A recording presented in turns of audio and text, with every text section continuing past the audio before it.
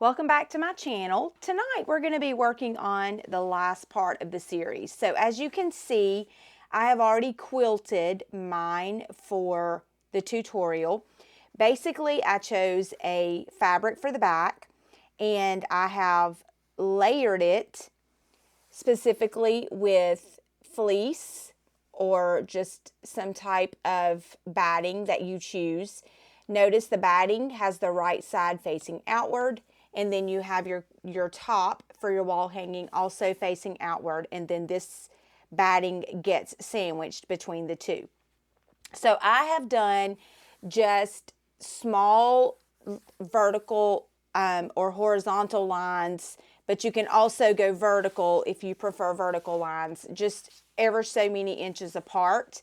So I'm going to be showing you tonight how to do that, and I also want to show you how to get the part on here that you need for your wall hanging. So I will be using 2 jelly roll strips from my jelly roll, and basically I'm going to put them right sides together to sew those, and we're just going to make the pocket where a rod could basically slide in between this particular little pocket that we're going to make. So basically we're going to sew 2 jelly roll strips together, right sides together, flip it, and this is just going to make us a pocket for a rod that we can use to hang it. So I'm going to show you how to do that. We're also going to need to put the binding on here, and we are going to need, I'm going to use 3 jelly roll strips just to make sure, but I'm going to be going through tonight how to actually piece your strips together to make your own jelly roll binding, and then we're going to learn how to put the binding on the outside to finish out the quilt. So gather what you're working on and let's start working through the tutorial. You are going to want to prepare your quilt for actually the quilting process. So I do want to show you on a single block how I have specifically layered it for the larger quilt top. So notice I have my backing fabric, I have the type of batting I want to use, and then on top I have my quilt top. Because you are going to be quilting this, you want it to be pretty secure. So I usually use safety pins religiously to go through all 3 layers to kind of keep it together. And as I'm quilting it, I just pull the pins as I come to them on the sewing machine. So in order to do that on a larger scale, you will do exactly the same thing, but I just wanted to kind of show it with a single block so that it makes sense. But you will actually pin all of the 3 layers, and I would put about four pins per block, and just make sure you get your corners really well for each block and a center pin at least, and you will have multiple safety pins to hold that in place. And again, with a single block, it's going to look, you know, pretty cluttered with pins, but I'm going to show you how to use that and actually show you how to quilt it with a smaller block so that you can see how the process works.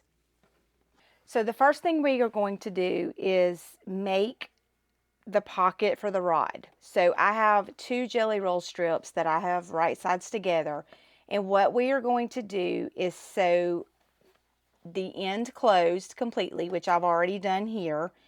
When you get to the end of that, you're going to turn it, keeping that 1/4 inch seam, which I've already come down just a little bit on mine, and we are going to close it up all the way around, leaving an opening here so that we can flip it.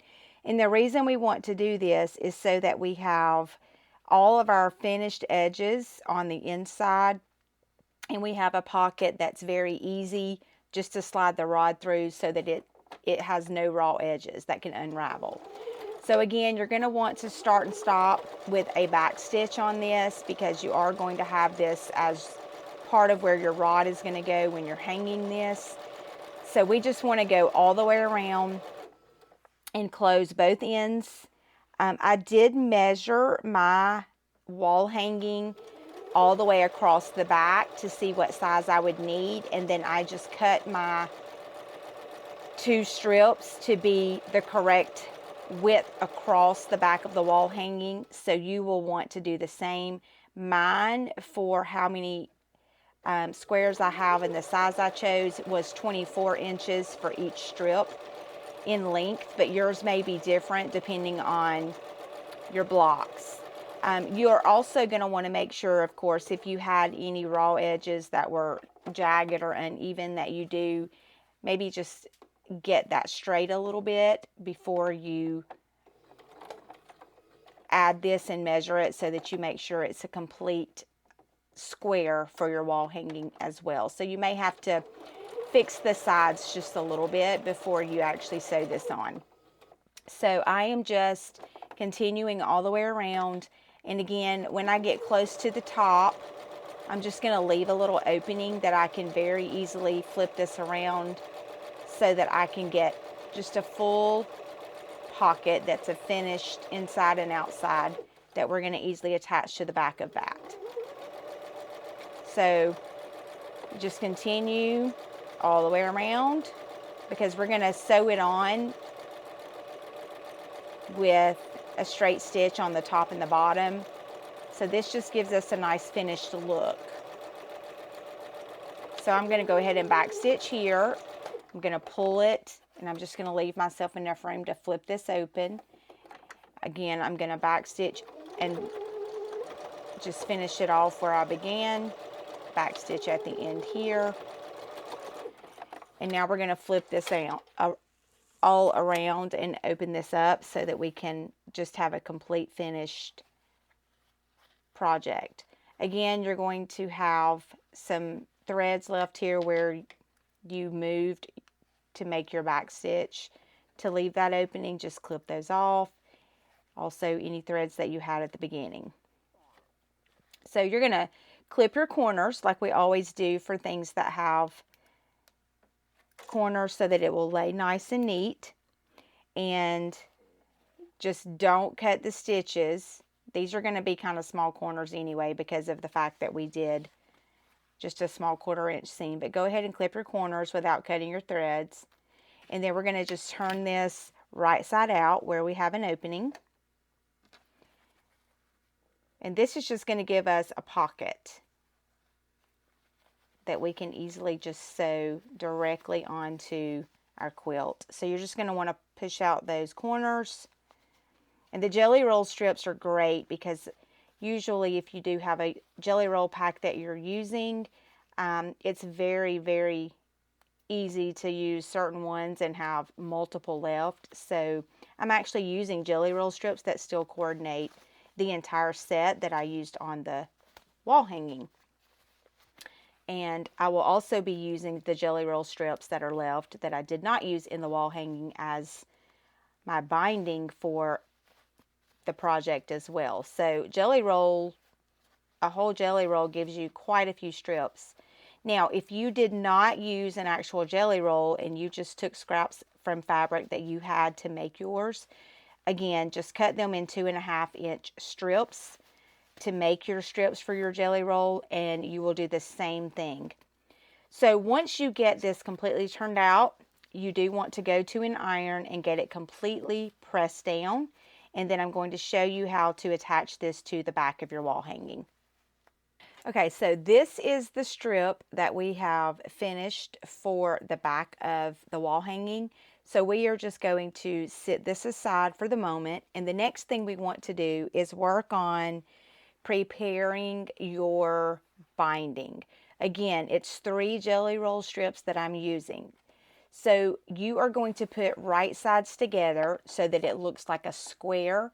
And from the top left corner, you want to draw a line to the bottom right corner of the top piece and pin it in place. And what we are going to do is actually sew on the line that is drawn. Now mine is yellow, and hopefully you can kind of see that. But I'm just going to line the needle up on this line, and we're going to sew straight down I do back stitch because this is part of the binding.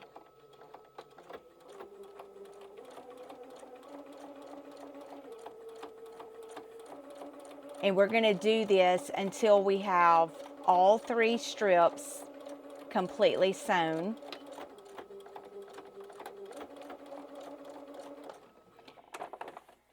So once you make that section, what we're doing is we're going to cut off this side with a 1/4 inch seam remaining. And you can use scissors or a rotary cutter, doesn't matter. Just kind of leave a 1/4 inch seam there. And I've already done that right here for my first strip. So when you finish, what happens is you fold it back and you get this seamless look. Press that seam open whenever you do the connection so that it's flat, because we are next going to fold this in half and we are going to take it to the iron and create a center seam. And then we are going to reopen this where that center line is made and fold in the left side and the right side and press those in again. And this is going to give us what we need to have that binding edge that we're going to sew around the outside of the quilt. So once you get your pieces connected, go ahead and iron that in half, open it up, fold the left and right sides into the line that you just creased, and that's going to give you your binding. Okay, so I'm going to show you some quilting options on just a single square instead of the whole quilt because of the space, but make sure you have plenty of space so that you can move it in and out. So one of the things you need to decide is how you want to quilt it. So you can do stitch in the ditch and follow just your jelly roll lines that you've created and go that route. You can go diagonal if you want to kind of draw your lines out diagonally and stitch across this way, or you can actually go very small. Now, the way that I did mine, I actually decided to use the edge of my walking foot as the guide for each row, and so that's why mine was so close together. So I'm just going to illustrate that just to kind of show you. You typically want to start in the middle. Now I have a small block, and I mean we can start in the middle even for this one, but what you will do is roll your quilt in on both sides because it's going to be large, which makes it very difficult to kind of manage. But roll in both sides of your quilt top and start with your center block. Now, if you have a walking foot, that is great because the walking foot is going to help keep your pieces together better when you sew. Now, if you want to do stitch in the ditch, you're just going to put your needle directly where these 2 pieces come together. And basically, I usually back stitch at the beginning, but you're just going to follow between these 2 pieces all the way down.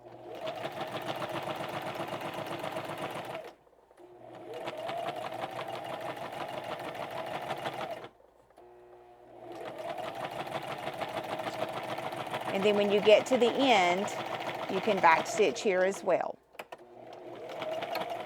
So that is your stitch in the ditch method. Now, if you wanted to go and make small ones like I did on my quilt, I typically don't even take it out. I just flip it around and I just continue going and doing the next part.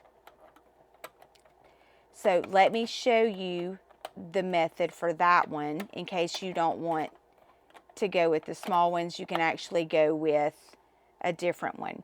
So I'm going to clip the threads and show you how you can use your foot as a guide to keep the width apart the same for each part. So this is my walking foot. You'll notice that it's bigger. So I'm going to just pick a section. So I'm just going to use this as my guide since it's a good place. And I'm going to put my needle down here And I'm going to do what I just did, but I'm going to keep my presser foot aligned with that jelly roll strip so that I can keep a straight line.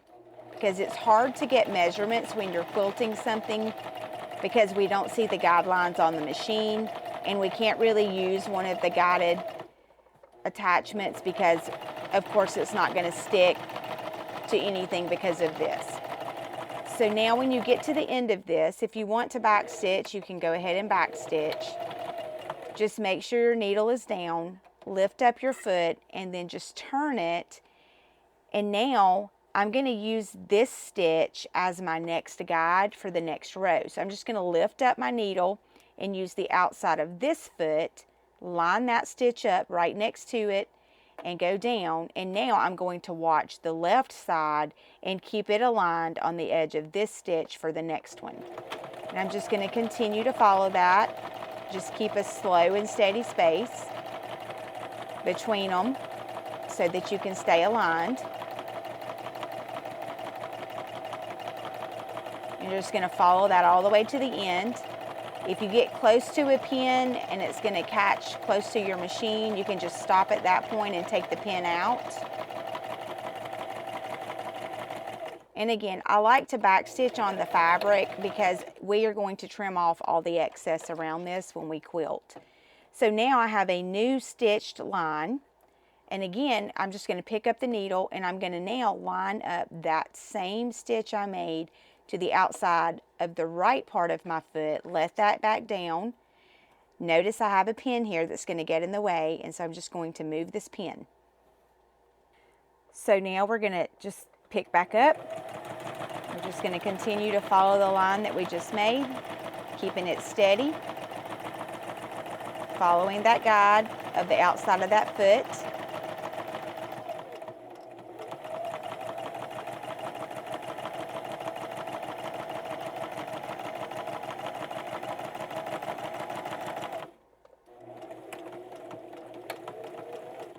Make sure the needle's down before you flip it around. We're going to lift that up. Now we're going to line that up on the outside of that foot. We're going to go again. And you're just going to continue back and forth, repeating this process until you have your entire quilt completely finished. And again, this is just the method I chose for mine. I just liked the narrow lines all the way across it, but you don't have to choose this one. You can do stitch in the ditch. You can make yours wider if you want. It's just up to you how much space you want between those. So now that I've come to this, you can kind of see now that the pattern's coming together. If I flip it to the back, you can see the quilted lines here and how they're pretty much the same width apart. And you just continue this entire method until you finish the whole entire quilt top. So the next thing we are going to do now that you have it quilted, you are going to now be ready to put on the binding. So when you do binding, I always use the back side of my quilt, and I go ahead and do a 1/4 inch seam along the outside. Now, you will probably want to come down and start somewhere here with it. Don't go all the way to the end. I've sewn it to the end to show you that when you get to this, it's hard to piece it to the finished end. So I do recommend that you actually start right about here and just sew a 1/4 inch seam all the way down. And what you're going to notice is this is one of my folds, and then when this is folded in, this center fold is actually the part that is going to be the outside of your binding. And so when it folds, all of your raw edges will be to the inside, and you actually have the finished binding here, which we will top stitch down. So I always go all the way around with my binding, but I am a glue baster. So what I like to do is get the first section all the way around, and then I like to come back, get everything folded back in place the way that it goes, and get it wrapped around, and then I will come back right here and actually use some glue. I actually like this glue based it. I will come in and just put a few dots of glue up under it where I want it to stay, and I will press this in place so that when I get ready to sew it all the way around, I don't have this issue with it slipping, and it's already in place, and I just need to give it that finished straight edge stitch. So I would come down, go ahead and get this, maybe start here so you have room to make the connection, and get this sewn, and then when you get to your corners, you're going to fold it a certain way to continue around, and then you guys will be ready to have the binding put in place. So when you sew your binding, remember you're going to sew it to the back, and like I said, don't start at the very top, come down some and leave some room and kind of sew starting there. And you're going to come all the way down, and you're going to get to the corner, and this is the part I want to show you guys. Typically, when you're about a 1/4 inch from hitting the end of that, if it helps you to make yourself a little note on the fabric, you can just draw a line here because it's going to be covered up with the binding anyway. But this is going to be your cue to come off and sew at an angle.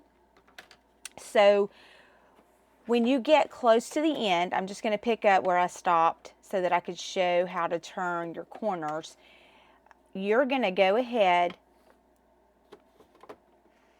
and turn your fabric so that it goes to a corner. So I'm getting pretty close. So I've got my little mark here of about where that's going to be. And when I get to about where my mark is, I'm just going to turn my fabric, and I'm going to come off to this corner at an edge, at an angle, and completely come off. And I'm just going to go ahead and cut that off. And this is going to give me the nice finished mitered edge that you like to see when you do a quilt. So now what this lets me do is take this piece of fabric and basically form a triangle underneath at an angle where I can fold this piece back to a perfect square and go ahead and just go back to the sewing machine and continue sewing all the way around without catching any of the parts that I've already sewn. So you'll just line this back up to the edge, and you'll just continue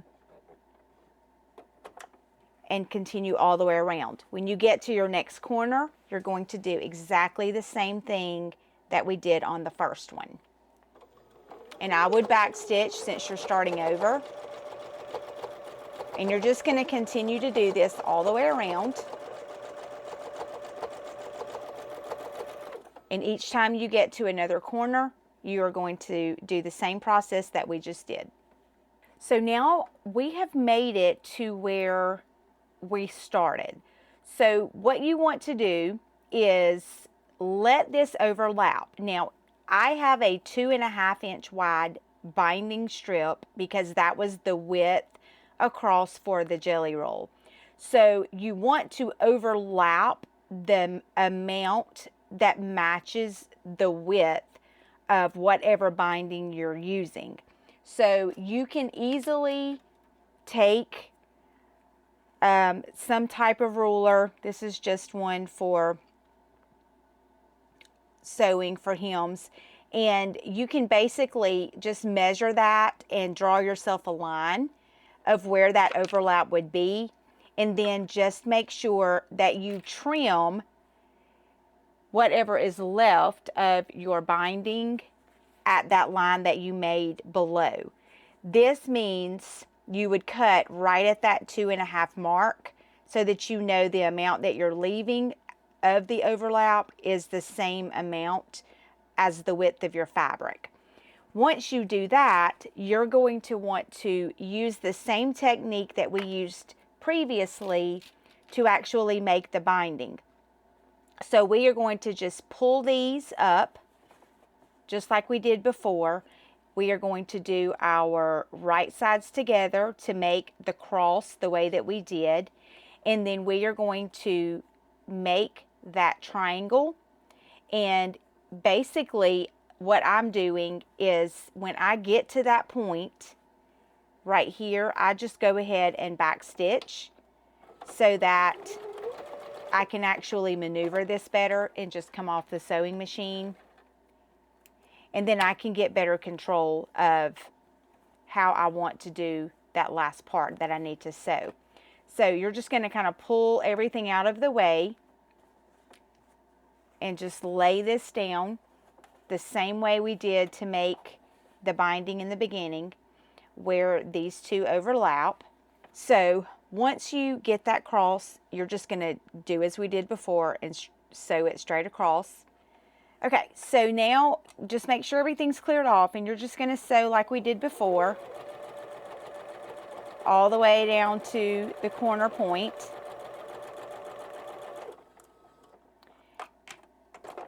And then we are going to clip off at a 1/4 inch seam what's left over.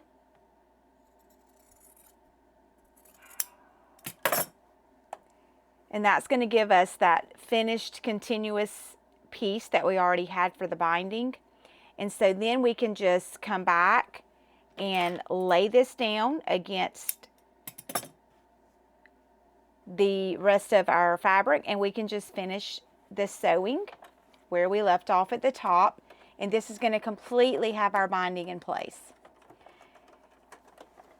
So I'm just going to pick up where I pulled it off, and I'm going to do a back stitch on top of that stitch a couple of places back. And this is going to finish off the binding for our quilt. And you can just press the seams the way that they naturally will lay as well.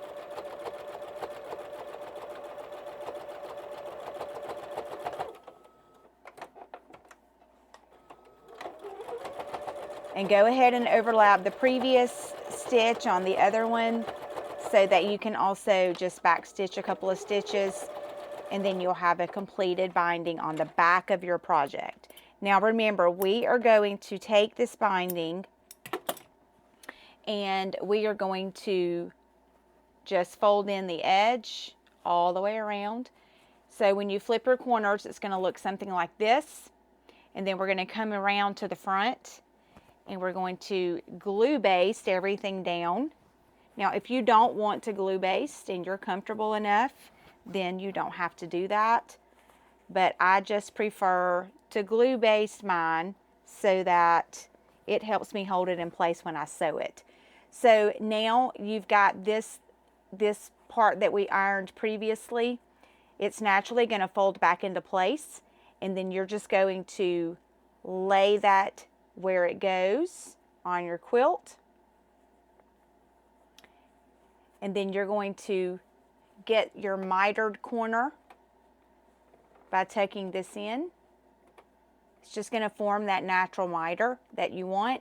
And then we're going to sew that 1/4 inch seam all the way down around our binding. Okay, so now I have glue basted this down. I also still use clips because it kind of holds everything in place. So now we are just going to come right to the edge inside of this binding, and we are just going to sew all the way around. And I do recommend a back stitch when you start and stop, but you're just going to keep it right along the edge and just baste it in place. And you're just going to continue to do this all the way around the entire quilt top until you have completely put your binding all the way around the clip. Just remove clips as you go if you've gotten clips there. And this is going to finish off the top, and that's just going to leave the back piece that we need to adhere for you to hang it on a wall. Okay, so now that you have your binding completely attached to your top, we're now going to just go ahead and put the last piece on the back. I did not stitch the opening that we left because we are going to catch the opening when we put this on the back. So keep in mind, however you quilt it on the front, you may want to focus on lining it up where a stitch might line up with a stitch that you've already created. So I can kind of see that my first stitch is here, so I can kind of put mine here, and that's going to grab that for me. And then I have another stitch that's right here that can grab the bottom part. If that's not important to you and you're okay with an extra stitch across the front, then do it however you want. But we're just going to lay this across and just go ahead, and I'm just going to get right up next to it like I would a top stitch, and I'm going to start with a back stitch and just stitch all the way across the top of this onto my quilt.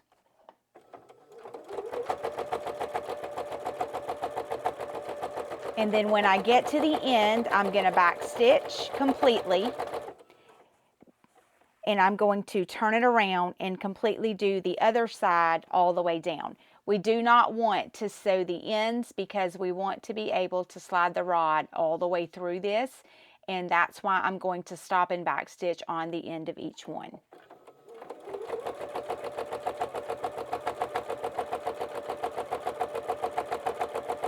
And you'll notice that I'm just sewing this right up against my binding so that it's at pretty much the top of the quilt.